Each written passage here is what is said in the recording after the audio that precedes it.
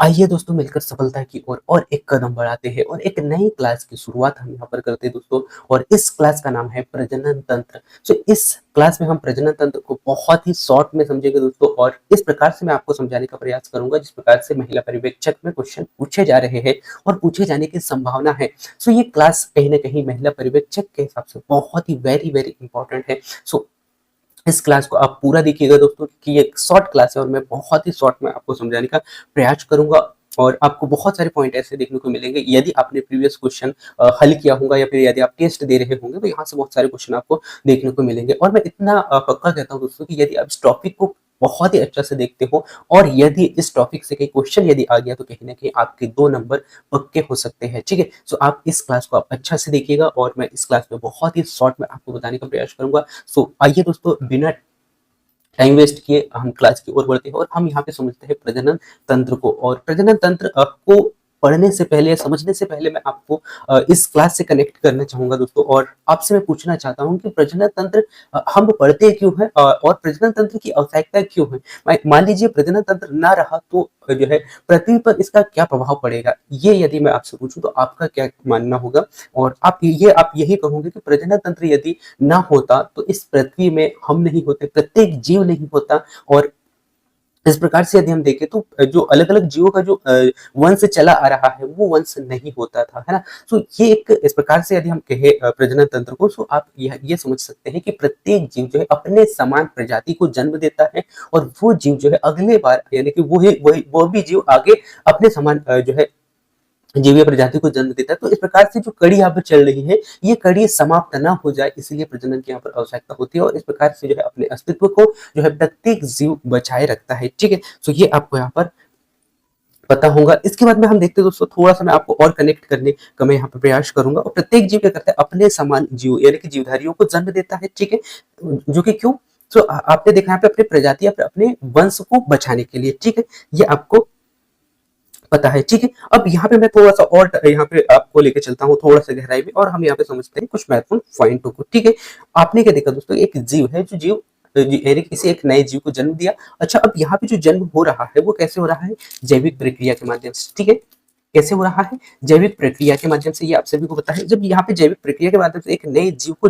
यानी यहाँ पे एक जीव ने जन्म दिया। ठीक है, अब यहाँ पे जो जन्म देने वाला और जन्म लेने वाला को क्या कहते हैं, वो मैं आपको यहाँ पे बता देता हूँ दोस्तों। ठीक है, यहाँ पे एक ये जीव है, इसने एक जीव को जन्म दिया है ना।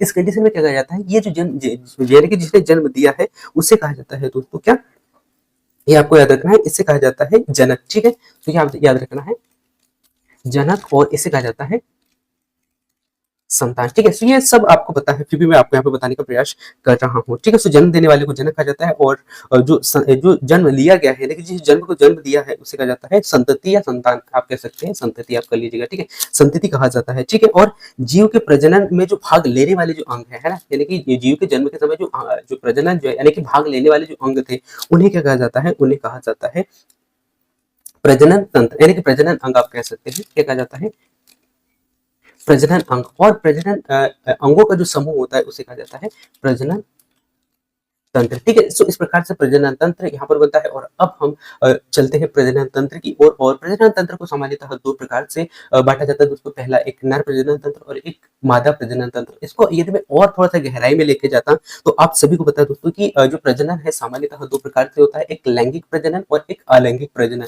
लेकिन ये आपका सिलेबस का हिस्सा नहीं हो सकता, यदि आप पढ़ते हो इसको तो कहीं ना कहीं काफी डिटेल में आपको पढ़ना होगा। ठीक है, तो मैं यहाँ पे आपको शॉर्ट में समझाने का प्रयास करूंगा, बस मेरा बताने का उद्देश्य ये था कि आप कनेक्ट कर पाए। प्रजनन 2 प्रकार से होता है। ठीक है, लेकिन हम उसको नहीं पढ़ेंगे। यदि आपको पढ़ना हो तो आप कमेंट्स कर सकते हैं, जो कि मैं नेक्स्ट अगला क्लास में उसको डिटेल से एक्सप्लेन कर सकता हूँ। अभी हम यहाँ पे पढ़ते हैं प्रजनन तंत्र को, जिसमें कि मानव प्रजनन तंत्र को हम यहाँ पे समझने का प्रयास करेंगे। ठीक है, मानव प्रजनन तंत्र में भी हम 2 प्रकार से पढ़ते हैं दोस्तों, एक नर प्रजनन तंत्र और एक मादा प्रजनन तंत्र। ठीक है, सबसे पहले हम यहाँ पे देखते हैं नर प्रजनन तंत्र। और नर प्रजनन तंत्र में भी जहाँ तक ज्यादा क्वेश्चन नहीं पूछे जाते, फिर भी हम जो है शॉर्ट में देख लेते हैं। नर प्रजनन तंत्र में 2 प्रकार से भाग होते हैं दोस्तों, एक भाई यानी भाई जनन अंग होते हैं और दूसरा आंतरिक जनन अंग होते हैं। और भाई यानी कि भाई जनन अंग में सामान्यतः आपको सीसर आपको देखने को मिलते हैं, जिसमें कि पुरुष जनन तंत्र का एक बाहरी अंग होता है, जो कि वीर्य को स्त्री जनन जनन में प्रविष्ट करने का ये कार्य करता है। ठीक है, ये आप अच्छा से इन पॉइंटों को देख लीजिएगा। इसके बाद में नेक्स्ट अगला पॉइंट आपको यहाँ पे देखने को मिलता है दोस्तों अंडकोश शैली, जिसे कहा जाता है कि यानी कि इसका जो मुख्य कार्य होता है, यानी कि ये भी बाहरी आघातों से बचाने का कार्य करता है। साथ ही साथ तापमान को यानी कि करता है ये तापमान यानी कि तापमान में यानी कि बदलने से सुरक्षित रखता है। ठीक है, यानी कि तापमान जब परिवर्तित होता है ना, तो उसको उसमें बदलाव के समय उसको सुरक्षित करने रखने का कार्य किया जाता है। किसके द्वारा? अंडकोश थैली के द्वारा। ठीक है, तो ये आपको यहाँ पर याद रखना है। तो ये दो पॉइंट है जो कि शायद आपसे पूछ सकते हैं, क्योंकि हम ये तो नहीं कर सकते कि यही से पॉइंट आ जाएगा, क्योंकि ये जो है कहना थोड़ा-सा मूर्खता हो जाएगा दोस्तों, और मैं खासकर आपको भ्रम में नहीं डालना चाहता। बस मेरा काम ये है कि मैं वो पॉइंट दे सकूँ जो शायद आपसे पूछ ले, और जहाँ तक कि प्रीवियस क्वेश्चन यदि आपने देखा होगा तो यहाँ से भी क्वेश्चन आपसे बहुत बार पूछे गए हैं। ठीक है? सो इस प्रकार से हम यदि एक-एक टॉपिक्स को कवर करते चले गए दोस्तों, तो एग्ज़ाम में आपसे क्वेश्चन कहीं से भी पूछ लिया जाए, बस आपको उस टॉपिक के बारे में नॉलेज होना चाहिए। ठीक है, इसके बाद में नेक्स्ट आपको देखने को मिलता है दोस्तों आंतरिक जनन अंग। सो हमने अभी देखा जो है बाहरी जनन अंग, और नेक्स्ट अगर हम यहाँ पे देखते हैं आंतरिक जनन अंग। सो आंतरिक जनन अंग में आपको सामान्यतः कुछ भाग भाग यहाँ पर देखने को मिलते हैं दोस्तों, वो देखने को मिलते हैं शुक्राणु। ठीक है, सो इसमें सामान्य यानी कि शुक्राणु में जो कुछ हार्मोन्स होते हैं दोस्तों, अभी जो क्वेश्चन पूछ रहे हैं दोस्तों हार्मोन्स से ज्यादातर पूछ रहे हैं। ठीक है, सो वो भी मैं आपको बहुत ही शॉर्ट में बताने का प्रयास करूंगा इसमें। सो शुक्राणु और जो टेस्टेरोन होते हैं ना दोस्तों, ये शुक्राणु जो है टेस्टेरोन हार्मोन्स उत्पन्न करने ये करते हैं। ठीक है, कौन करता है? ये वृषण के द्वारा किया जाता है। शुक्राणु और टेस्टेरोन हार्मोन्स किसके द्वारा उत्पन्न होते हैं? तो आपको याद रखना है वृषण के द्वारा उत्पन्न होते हैं। ठीक है, सो ये दोनों आपको यहाँ पर याद रखना है, और शुक्राणु जनन की जो प्रक्रिया यहीं पे होती है, कहाँ पे? वृषण में होती है। ठीक है, सो ये आप ध्यान दीजिएगा। इसके बाद में जो सेरोटोनिक कोशिका होती है दोस्तों, है ना, सेरोटोनिक कोशिका और जो लिंडिंग कोशिका होती है, इनकी प्रमुख भूमिका निभाने का कार्य किसके द्वारा होता है? वो वृषण के द्वारा ही यहाँ पर निभाई जाती है। ठीक है, तो ये दोनों यानी पूरे फैक्ट आपको याद रखना है। पहले मैंने आपको क्या बता दिया यहाँ पे, वृषण जो है यानी कि जो शुक्राणु और जो टेस्टोस्टेरोन है, किसमें यानी कि हार्मोन्स कहाँ से उत्पन्न होते हैं? तो वृषण से होते हैं। ठीक है, इसके बाद में जो शुक्राणु जनन की जो प्रक्रिया होती है, वो भी कहाँ? वृषण में ही होती है। और जो सेरोटोनिक कोशिकाएं होती है ना, सेरोटोनिक कोशिकाएं या फिर लीडिंग कोशिकाएं होती है, इनमें एक प्रमुख भूमिका यहाँ पर निभाने का कार्य किसका होता है? वृषण का होता है। ठीक है, सो ये आप अच्छा से देख लीजिएगा। ठीक है, इसके बाद में मैं लेके चलता हूँ आपको जो है अतिरिक्त जनन अंग की ओर, और खासकर आपको देखने को मिलेगा अतिरिक्त जनन अंग में एपिडिडिमिस। ठीक है, सो ये क्या है दोस्तों? ये एक शुक्राणु का एक भंडार या फिर एक परिपक्व यानी परिपक्वता स्थल ये होता है। ठीक है, सो ये आपको यहाँ पर याद रखना है, जिसे कहा जाता है एपिडिडिमिस। ठीक है, सो एपिडिडिमिस जो है शुक्राणु का एक भंडार यानी कि भंडारण, या फिर हम कह सकते हैं परिपक्वता स्थल। ठीक है, सो ये याद रख लीजिएगा। इसके बाद में जो वास डिफरेंस होता है दोस्तों, है ना, वास डिफरेंस क्या होता है? वास डिफरेंस में जो शुक्राणुओं को वीर्य वाहिनी तक यानी वीर वाहिनी तक पहुंचाने का कार्य किसका होता है? वास डिफरेंस के द्वारा होता है। ठीक है, तो ये आप अच्छे से याद रख लीजिएगा, यानी कि शुक्राणुओं को वीर वाहिनियों तक लेके जाने का जो कार्य होता है, खासकर मुख्यतः वास डिफरेंस के अंतर्गत आता है। ठीक है, इसके बाद में नेक्स्ट है दोस्तों वीर्य वाहिनियां, यानी कि शुक्राणुओं को यानी मूत्र मार्ग तक पहुंचाने का जो कार्य किसके द्वारा किया जाता है? वीर्य वाहिनियों के द्वारा किया जाता है। ठीक है, सो ये आपको यहाँ पर याद रखना है। सो हमने अतिरिक्त जनन अंग के अंतर्गत और जो है यहाँ पर खासकर 3 पॉइंट देखे दोस्तों। पहला क्या देखा हमने, इसको मैं पुनः फिर से रिपीट कर देता हूँ थोड़ा स्पीड से। यानी कि एपिडिडमिस, ये क्या दोस्तों? शुक्राणु का भंडारण परिपक्व स्थल माना जाता है, इससे स्थल होता है। और जो वास डिफरेंस यानी कि वास डिफरेंस से जो हमने यहाँ पे देखा, शुक्राणुओं को वीर्य वाहिनियों तक ले जाने का एक कार्य होता है। ठीक है, इसके बाद में जो यानी कि ले जाती है। ठीक है, इसके बाद में जो वीर्य वाहिनी होता है, ये शुक्राणुओं को मूत्र मार्ग तक पहुंचाने का कार्य किसका होता है? वीर्य वाहिनियों का होता है। ठीक है, सो ये आप अच्छा से देख लीजिएगा। ठीक है, इसके बाद में नेक्स्ट अगला पॉइंट को लेकर चलते हैं दोस्तों, और हम यहाँ पे समझते हैं वीर्य ग्रंथियां, और यहाँ से शायद आपसे क्वेश्चन पूछ सकता है दोस्तों। पहला आता है प्रोस्टेट ग्रंथि, और ये प्रोस्टेट ग्रंथि क्या होता है दोस्तों? ये खासकर वीर्य को जो क्षारीय बनाता है। कैसे बनाता है? क्षारीय बनाने का कार्य करता है, और साथ ही साथ ही गति प्रदान करने का कार्य करता है। ठीक है, सो ये ध्यान दीजिएगा। ठीक है, इसके बाद में नेक्स्ट अगला पॉइंट है दोस्तों सुप्रद्रव ग्रंथि, है ना। सुप्रद्रव ग्रंथि क्या होता है? सुप्रद्रव ग्रंथि में खासकर इसमें जो है वीर्य में पोषक तत्व है ना, पोषक तत्व मिलाने का जो कार्य, यानी पोषक तत्व मिलते हैं। ठीक है, यानी कि मिलाती है। ये क्या करता है? ये जो वीर्य होते हैं ना, वीर्य में पोषक तत्व मिलाने का जो कार्य किसका होता है?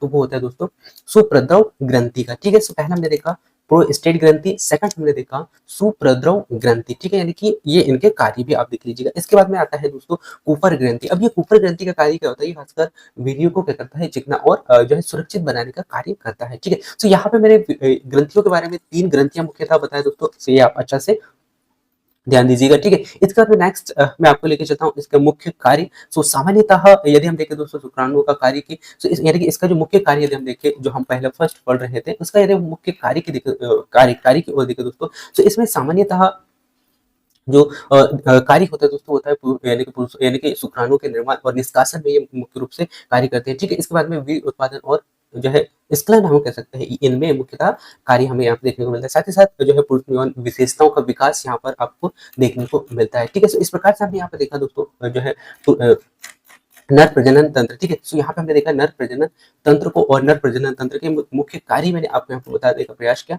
जो कि आपने देखा जो है नर प्रजनन तंत्र के पहले शुक्राणु का निर्माण करना और फिर ये जो है उत्पादन करना। ठीक है, यानी कि वीर्य का उत्पादन करना। ठीक है, इसके बाद में ये पॉइंट आप अच्छे से ध्यान दीजिएगा। इसके बाद में हम देख चलते हैं दोस्तों मादा प्रजनन तंत्र, और यहाँ से क्वेश्चन कहीं ना कहीं ज्यादातर आपसे पूछने की संभावना यहाँ पर बढ़ जाती है दोस्तों, महिला परिवेक्षक में खासकर। ठीक है, सो हम एक एक पॉइंट को देखते हैं दोस्तों। इसमें भी सामान्यतः दो प्रकार के भाग होते हैं। पहला जो भाग होता है दोस्तों आंतरिक भाग, और दूसरा जो भाग होता है दोस्तों बाहरी भाग। ठीक है, सो एक एक को हम समझते हैं। पहला जो हम समझते हैं भाई आंतरिक भाग को। ठीक है, सो इसमें सामान्यतः बाहरी भाग होता है दोस्तों, जिसमें कि जो है भंगोष्ठ और साथ ही साथ यानी कि हम कह सकते हैं कि भंगाकुर आकृति का यहाँ पर हमें देखने को मिलता है। ठीक है, तो ये आपको यहाँ पर याद रखना है। ठीक है, खासकर जो भाग है दोस्तों ये आप अच्छा से देख लीजिएगा। ठीक है, इसके बाद नेक्स्ट अगला आपको देखने को मिलेगा आंतरिक अंग। ठीक है, सो आंतरिक अंग में जो खासकर अंडा से यहाँ पर देखने को मिलता है, जिसमें कि अंडाणुओं का निर्माण और साथ ही साथ हार्मोन्स का स्त्राव यहाँ पर होता है, जिसमें कि यहाँ पे आपको देखने को मिलेगा एस्ट्रोजन और एक होता है प्रोजेस्टेरोन। ठीक है,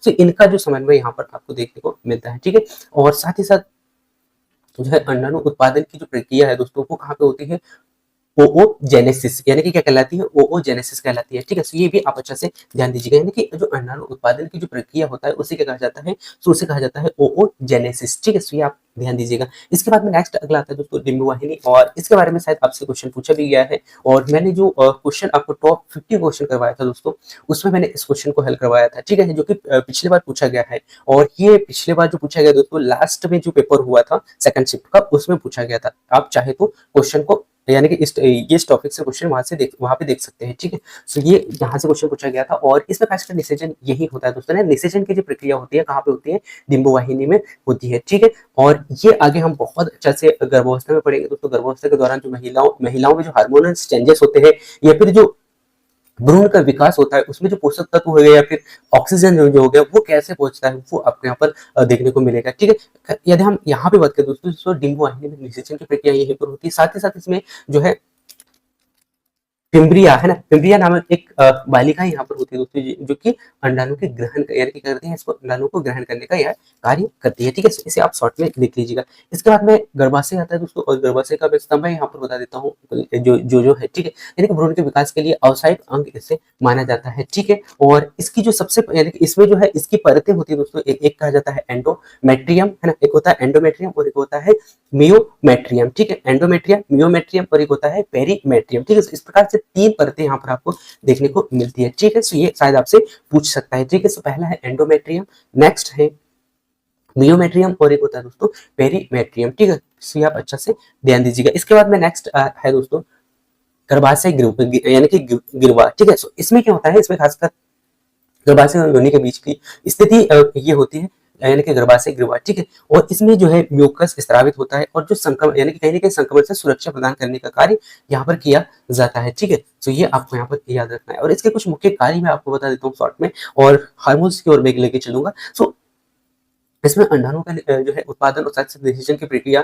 जो है इसका मुख्य कार्य होता है। ठीक है, साथ ही साथ भ्रूण के विकास और साथ ही साथ प्रसव के लिए ये मुख्य कार्य करता है। ठीक है, तो ये आप अच्छा से ध्यान दीजिएगा दोस्तों। साथ ही साथ हार्मोनल संतुलन को बनाए रखने का भी ये कार्य करता है। ठीक है, अब हम चलते हैं दोस्तों जहां से क्वेश्चन जो ज्यादा से ज्यादा पूछे जाने की संभावना है उस पॉइंट की ओर, और हम यहाँ पे देखेंगे हार्मोन्स और उनकी भूमिका क्या क्या है, क्योंकि ये वो स्लाइड होगा दोस्तों जहां से आपके क्वेश्चन बनने की संभावना यहाँ पर बढ़ जाती है। ठीक है, सो पहला हार्मोन्स और उनकी भूमिका, पहला आपको देखने को मिलेगा दोस्तों जिसे कहा जाता है एफएसएच, यानी कि एफएसएच जो है दोस्तों ये खासकर पिट्यूटरी ग्रंथि यानी कि ये क्या करता है, ये हार्मोन जो है पिट्यूटरी ग्रंथि स्रावित करता है, और ये खासकर इसका जो मुख्य कार्य होता है दोस्तों अंडाणु और शुक्राणु का निर्माण करना। सो आपसे पूछ सकता है कि अंडाणु शुक्राणु का निर्माण किसके द्वारा किया जाता है, तो आपको याद रखना है। ठीक है, यानी कि हार्मोन्स कौन सा हो गया, एफ यानी कि एफएसएच हो गया, ग्रंथि आपको याद रखना है पिट्यूटरी ग्रंथि, और ये कहते हैं दोस्तों इसका जो इनका जो मुख्य कार्य होता है अंडाणु और शुक्राणु का निर्माण करना। ठीक है, इसके बाद में नेक्स्ट अगला ग्रंथि आता है दोस्तों हार्मोन्स आता है, वो आता है एलएच हार्मोन्स। ठीक है,